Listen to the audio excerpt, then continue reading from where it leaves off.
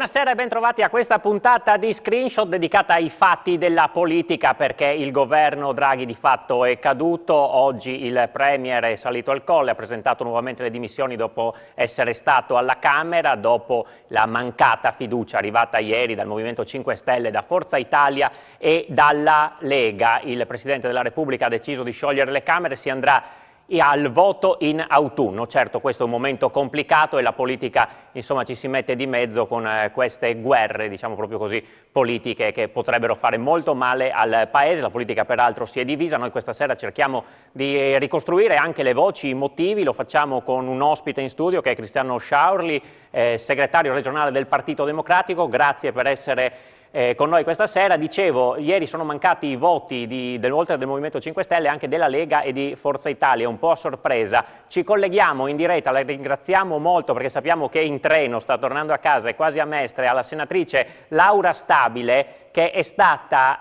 l'unica senatrice a votare sì alla fiducia in Forza Italia, lei e poi anche il senatore Andrea Cangini, che peraltro se n'è andato. Le faccio subito vedere anche ai telespettatori questa brevissima clip che la riguarda. Stabile sì.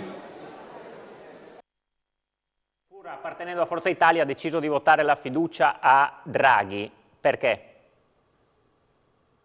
È andata via la voce, mi pare di aver capito che mi stia chiedendo per quale motivo ho deciso di votare la fiducia, ma perché, anche se, devo dire, questo governo l'abbiamo appoggiato fino a un momento prima, ovviamente ci sono alcune cose, io mi seguo la sanità, soprattutto alcune cose che ha fatto il governo potevo non condividerle, ma insomma in questo momento con un governo di unità nazionale questo ci poteva stare, ecco. E adesso il fatto, anche con gli appelli che sono venuti da cittadini, da categorie, da sindacati, da imprese, l'idea di fare un salto nel buio, di far rischiare il Paese, che il fatto che non si possono fare dei provvedimenti importanti, io seguo la sanità, mi viene in mente anche sulla sanità Allora c'è qualche problema, naturalmente la senatrice è in treno, quindi magari riusciamo a tornare. Eccola, senatrice, la vediamo, può continuare, sì, il discorso. No, dicevo che il fatto di fermare e sospendere per un periodo tutte le cose urgenti e importanti per il Paese, io seguo la sanità, ne vedo anche sanità, e quindi può diventare veramente un danno per il futuro. Quindi per questo motivo, anteponendo quelli che per me sono gli interessi del Paese Le chiedo anche, siccome abbiamo visto molte spaccature in Forza Italia, abbiamo visto se ne sono andati Brunetta, la Gelmini, lo stesso Cangini, insomma anche lei sta pensando di lasciare il partito o rimane in Forza Italia nonostante abbia voluto dimostrare, insomma, così un po' la sua contrarietà alla linea politica del partito? Ma guardi, è presto per dirlo, devo, per rubare un termine a Cangini, devo ancora metabolizzare quello che improvvisamente è successo e riflettere e vedere anche quello che succederà nel partito. Però ripeto, intanto ho ritenuto in questo modo di anteporre gli interessi degli italiani a logiche di partito che per me ancora non ben comprensibili. Grazie senatrice, noi la lasciamo rientrare, insomma grazie anche per la sua disponibilità in viaggio e buon rientro in Friuli. La saluta anche Cristiano Sciaurli. Sciaurli, prima di darle la parola le faccio sentire una parte del discorso di Mattarella oggi pomeriggio, insomma dopo aver incontrato Draghi, insomma ha riferito questo. Noi abbiamo selezionato una piccola parte del suo discorso, vediamo.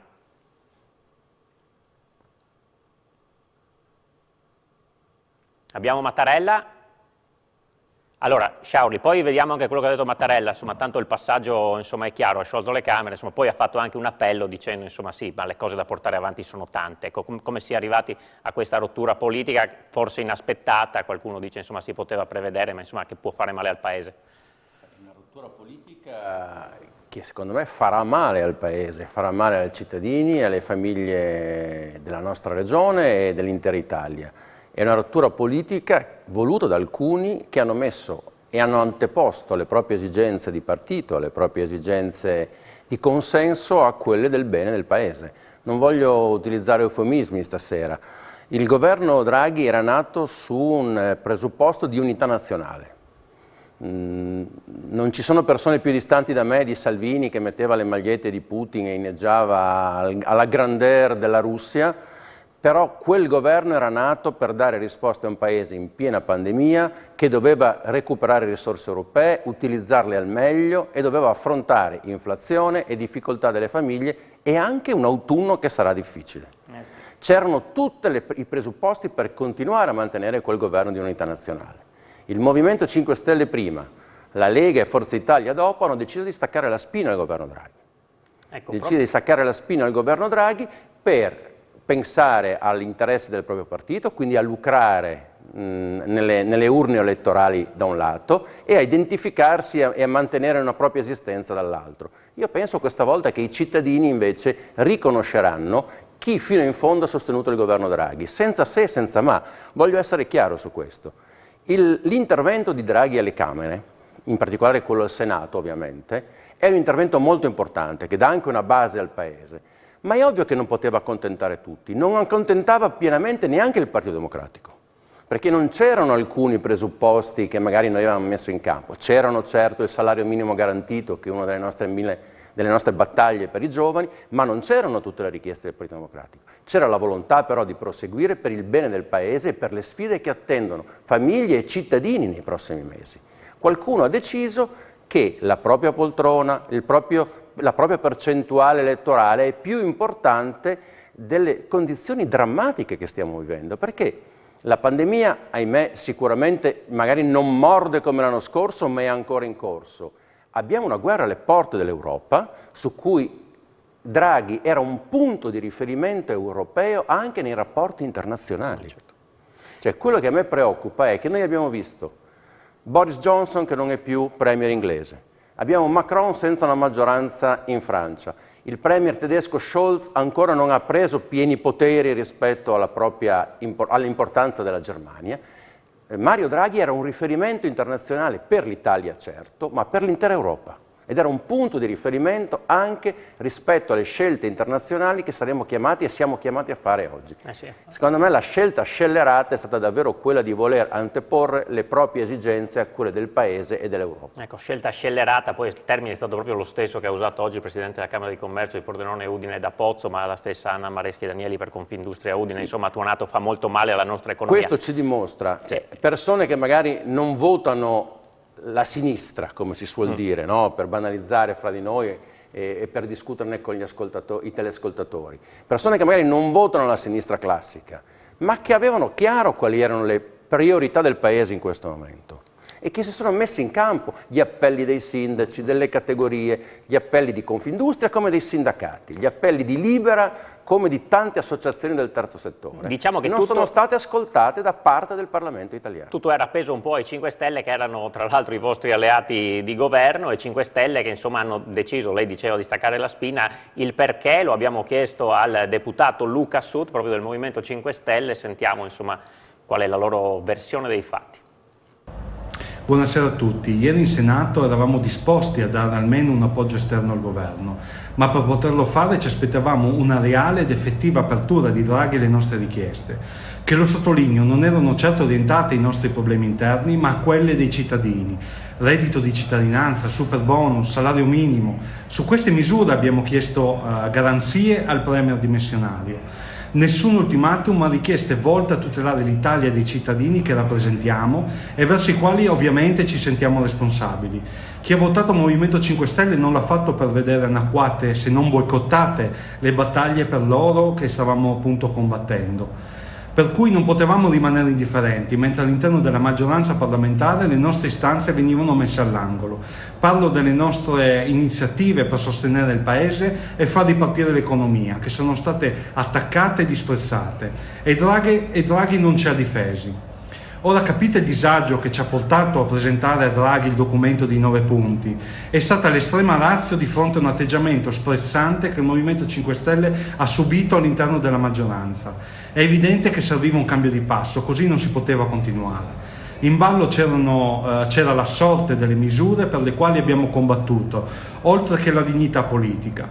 Il DL aiuti, come sottolineato dalla capogruppo in Senato Castellone, non conteneva nessuna misura efficace per lo sblocco della cessione dei crediti del superbonus e nemmeno interventi forti contro l'impennata dei prezzi del caro dell'energia. In compenso conteneva una norma sull'inceneritore. Abbiamo quindi messo sul tavolo le nostre proposte per migliorare il testo, ma sono state respinte. Non votarlo era l'unica scelta giusta da fare. Se avessimo voluto salvare la poltrona saremmo andati avanti come se nulla fosse. Invece abbiamo chiesto rispetto, che però non è arrivato. Abbiamo atteso fino all'ultimo un segnale di apertura. A quel punto l'unica strada da prendere era quella della coerenza. Per questo ieri sera in Senato il Movimento 5 Stelle non ha votato la fiducia, ma ripeto, il Movimento 5 Stelle non ha staccato la spina per interessi di bottega. Il Movimento 5 Stelle ha alzato la testa dopo mesi e mesi di mancata considerazione, di attacchi come quello al superbonus, dove a rimetterci sono proprio i cittadini e le imprese. Questo forse al MEF non è ben chiaro. La verità è che in questo governo non eravamo graditi e hanno fatto di tutto per metterci alla porta. Mentre noi, ribadisco, fino all'ultimo cercavamo il dialogo, loro chiudevano la porta in faccia. Adesso ognuno si prenda le proprie responsabilità per quanto accaduto. Un saluto a tutti. Ecco, Sciaurli, è ancora possibile un'alleanza Movimento 5 Stelle e Partito Democratico? Anche alla luce di questo, ricordiamo che però ve le eravate dette anche nella prima parte di legislatura, quando al governo c'erano la Lega e proprio i 5 Stelle, e poi comunque c'è stato l'accordo. Anche alla luce delle prossime elezioni regionali, insomma, o c'è un muro a questo punto? Assolutamente no. Chi ieri si è preso la responsabilità di votare contro la richiesta di Mario Draghi, non dei partiti, di votare il documento di Casini, che diceva sosteniamo Mario Draghi e la sua relazione, e ha deciso di non votare quel documento, in questo momento non farà parte e non ci saranno dei percorsi di alleanza con il Partito Democratico. Noi abbiamo messo in campo tutta la capacità politica per provare a sostenere quel governo. Ho sentito alcune cose che non condivido minimamente. Metà delle cose che sono state dette in quel documento c'erano. C'era scritto che il reddito di cittadinanza rimaneva per quella fascia di popolazione che è in disagio profondo, ma poteva e doveva essere migliorato. Io sono convinto che possa e debba essere migliorato. Si parlava chiaramente di salario minimo, si parlava di superbonus dicendo che semplicemente si abbassava la generosità dei contributi, come molti hanno chiesto in questa fase. Quindi, se uno ascoltava Mario Draghi e quel documento avrebbe trovato anche le sue risposte. Non si è voluto farlo e io penso che questo abbia delle ripercussioni, ovviamente a livello nazionale, perché secondo me il campo largo non esiste più, ma le avrà ovviamente anche a livello regionale, perché il rapporto con il Movimento 5 Stelle in questo momento per il Partito Democratico non esiste più. Chiarissimo, allora abbiamo sentito le voci del Partito Democratico, Movimento 5 Stelle e Forza Italia. Subito dopo la pubblicità sentiamo anche Fratelli d'Italia e la Lega, tra poco.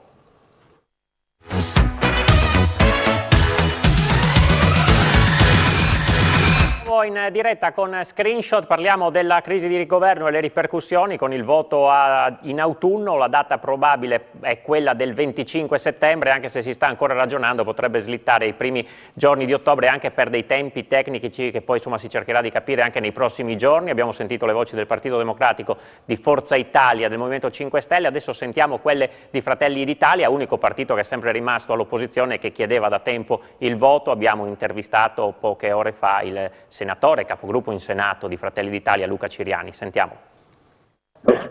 Senatore Luca Ciriani, capogruppo in Senato di Fratelli d'Italia, abbiamo visto che si aprono le strade del voto, il governo c'è, ma di fatto è un governo che farà una normale amministrazione per i prossimi mesi. Era quello che speravate, insomma, che finisse così? Più che sperare era quello che noi avevamo detto sin dall'inizio di questa esperienza di questo governo Draghi, perché come per il Conte 1 e per il Conte 2 le maggioranze innaturali non possono stare insieme, cioè tenere insieme il PD, la Lega, Forza Italia, l'EU è impossibile, perché sono partiti che hanno idee troppo diverse, troppe cose importanti, l'immigrazione, il fisco, il lavoro, e poi alla fine si è visto che tutti questi non potevano, tutti questi partiti non potevano far esplodere le contraddizioni. E quindi quello che è avvenuto ieri era purtroppo facilmente immaginabile.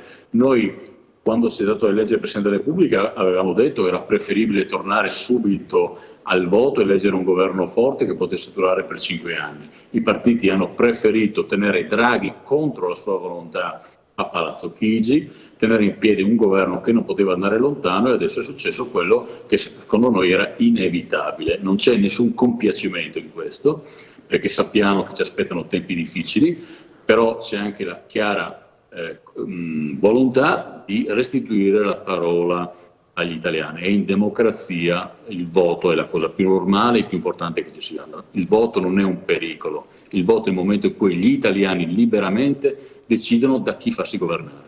Ecco, il suo intervento di ieri in Senato è stato molto chiaro anche nei confronti del Premier, e poi ha anche ribadito, insomma, che nel discorso praticamente ammiccava troppo al centro-sinistra, lasciando di fatto il centrodestra quasi relegato a una parte del tutto, mentre voi invece vi sentite, insomma, la parte forse più importante dal vostro punto di vista.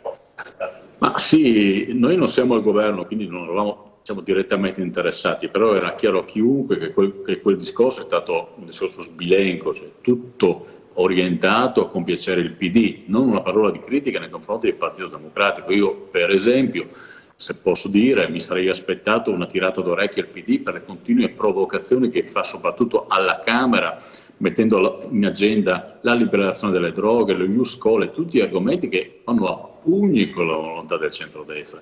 Quindi se parliamo di questo, poi il super bonus, poi il problema dell'immigrazione, è evidente che a un certo punto i nodi vengono al pettine. Draghi, se voleva mantenere la sua maggioranza, avrebbe dovuto tenere un atteggiamento un po' più equilibrato.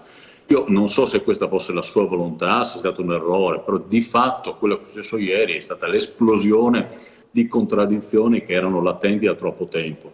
Io non ho mai messo in discussione le qualità di Draghi, non gli abbiamo mai mancato di rispetto. Io credo che anche ieri ho fatto un discorso duro ma rispettoso del suo ruolo, della sua persona, della sua storia.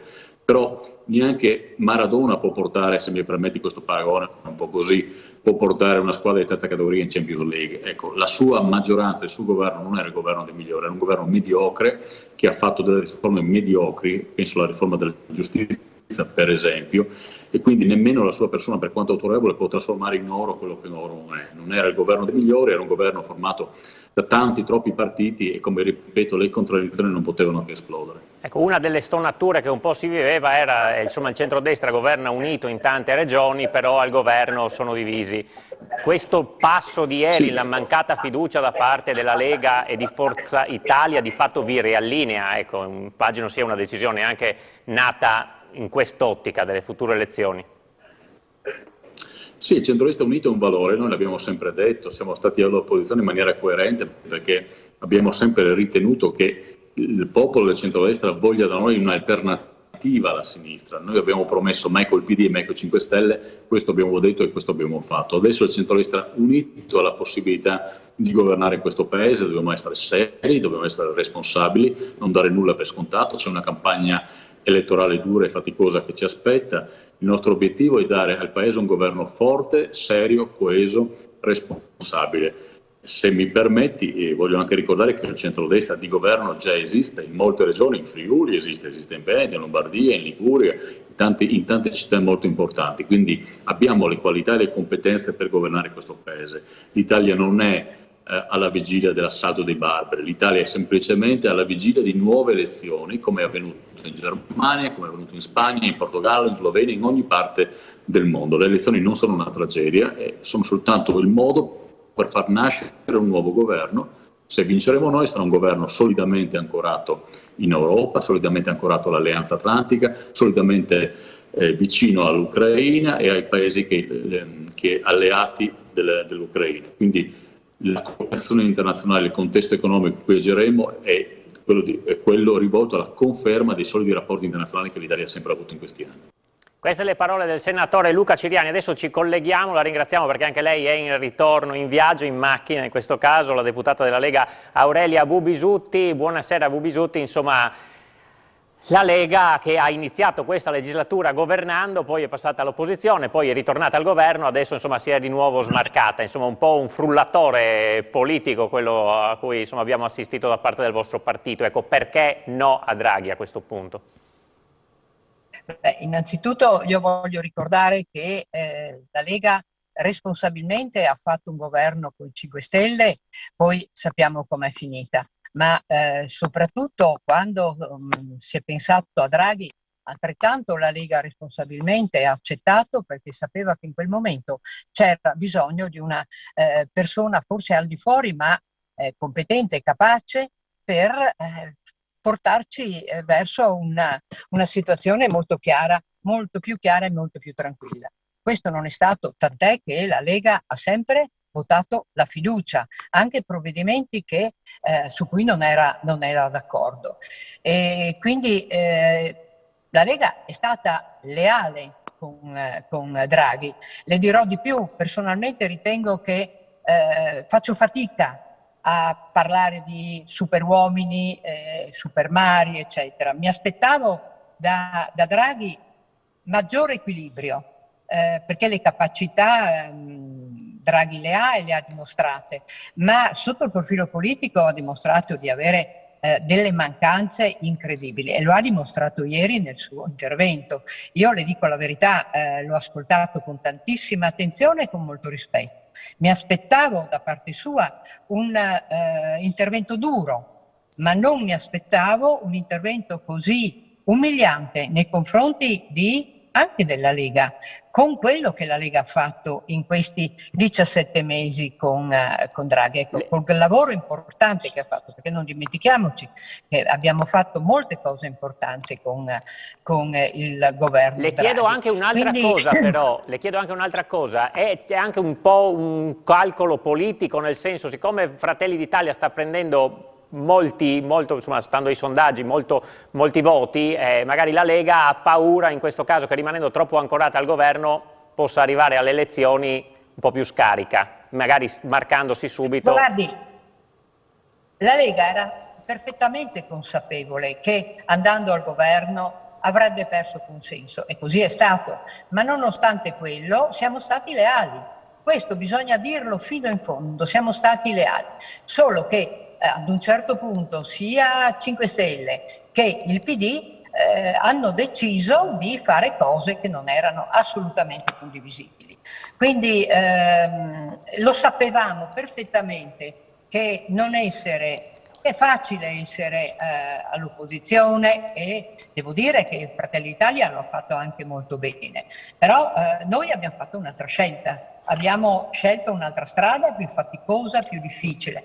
Le dirò di più che molti nostri leghisti, persone del territorio, ci hanno da mesi ci stanno dicendo togliete la spina, cosa che Salvini non ha fatto responsabilmente. Quindi io credo che oggi sia importante spiegare agli italiani il perché noi tra l'altro avevamo chiesto a Draghi, abbiamo detto rifacciamo un patto, fuori quelli che hanno tolto la fiducia, perché Sud può dire quello che vuole, ma sul decreto aiuti era molto chiaro che volevano non il rigassificatore, non questo, e quindi è chiaro che c'è stata una frattura importantissima. Quindi noi abbiamo chiesto un patto chiaro, preciso, e devo dire che fino all'ultimo Salvini ha cercato un colloquio con Draghi.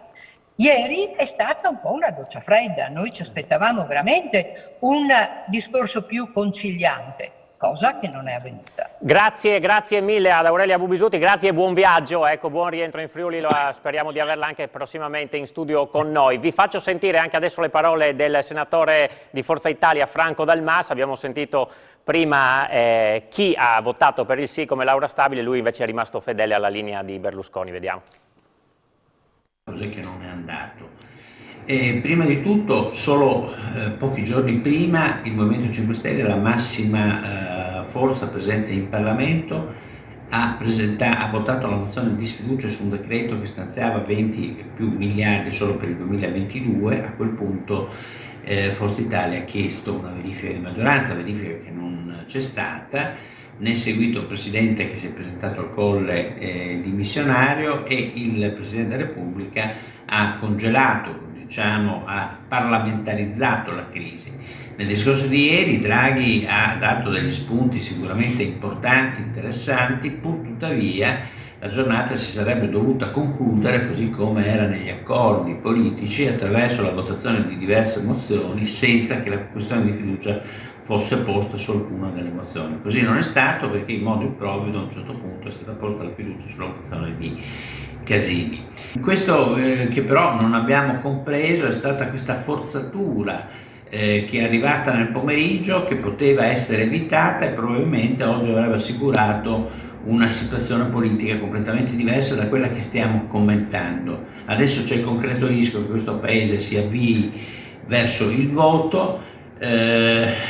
Ridare la parola agli italiani non è un male, sicuramente è un fatto positivo. Certo, viene in un momento difficile, in un momento particolare, alle prese con impegni internazionali, alle prese con la definizione dei tassi di interesse, in un momento in cui praticamente esiste una divisione geopolitica del mondo e sulla quale la linea di Forza Italia è una linea euroatlantica, certamente non è una linea che sposa strani populismi o sovranismi di altra natura che non ci appartengono. Ecco, queste le voci del centrodestra. Sciauli, siamo in chiusura, ci aspetta un'estate bollente perché sarà un'estate di campagna elettorale? Sarà un'estate ovviamente impegnativa. Io credo che al netto delle posizioni dell'onorevole Ciriani, che sostanzialmente rappresenta la destra estrema del nostro paese ed è coerente rispetto alle posizioni, non avendo mai sostenuto Draghi, ciò che appare chiaro è che si consegnano a quella destra anche Forza Italia e la Lega. Ovviamente questo avrà delle ripercussioni, credo, anche in Regione Friuli Venezia Giulia, perché chi governerà la macchina sarà Fratelli d'Italia, la destra estrema, e soprattutto si conferma, io credo che ha sentito religiosamente e con rispetto tutti gli interventi. Ho come l'impressione che nessuno aveva ascoltato l'intervento di Mario Draghi di ieri, però, dove all'inizio diceva: io vorrei che i partiti non mettessero sul piatto le loro esigenze specifiche, ma mettessero sul piatto le esigenze dell'Italia, del paese e degli italiani. Allora ho sentito Sud che dice: ma il reddito di cittadinanza, dove Draghi ha detto: beh, va migliorato. Ho sentito la Lega dire: ma no, i balneari no perché sono i nostri voti, i balneari no, i taxisti no perché sono i nostri voti. Era proprio la cosa che Mario Draghi chiedeva di non fare, cioè mettere in campo le esigenze delle proprie forze politiche e anteporre le esigenze del Paese. Per questo credo che Mario Draghi abbia fatto un discorso così serio, così netto, e abbia chiesto la fiducia sul documento di Casini che chiedeva di approvare la sua linea politica. Qui non c'è nessuna discussione. Alcune forze politiche hanno sostenuto Mario Draghi, il Partito Democratico in primis, l'unico grande partito che ha sostenuto fino in fondo Mario Draghi. Tutte le altre forze politiche hanno deciso di non votare Mario Draghi. E insomma, si andrà al voto in autunno. Grazie a Cristiano. Al voto addirittura probabilmente il 25 di settembre, come dicevamo, questa è la data che è stata fissata, insomma, e quindi ne avrete anche da fare. Grazie mille a Cristiano Sciauli, insomma, ne avremo tempo e modo di parlarne ancora. Grazie a voi che ci avete seguito. Finisce qui questa puntata di Screenshot. Buona serata a tutti.